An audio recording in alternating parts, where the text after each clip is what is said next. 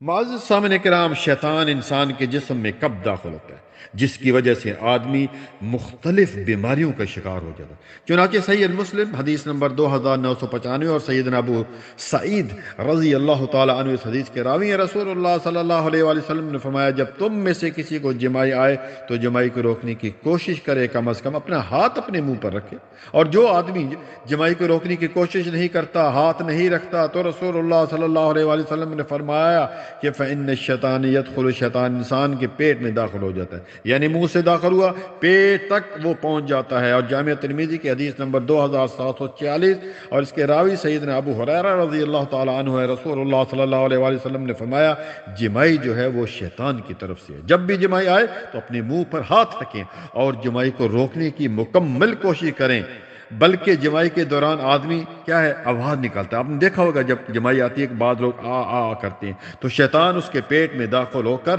ہنستا ہے، اور یہی وجہ ہے پیارے بھائیوں کہ انسان مختلف بیماریوں کے شکار ہو جاتا ہے۔ اسی طرح جو ہے نماز میں بھی آپ صلی اللہ علیہ وسلم نے فرمایا کہ اگر جمائی اور نماز پڑھ رہا ہو تو تب بھی اپنے منہ پر ہاتھ رکھے۔ جب ہم نبی صلی اللہ علیہ وسلم کی مخالفت کریں گے تو پھر یہی حال ہوگا نا، اس لیے ہمیں چاہیے کہ اطیع اللہ و اطیع رسول، اللہ کی اطاعت اور رسول کی اطاعت کریں۔ جزاک اللہ خیر، بارک اللہ فیک۔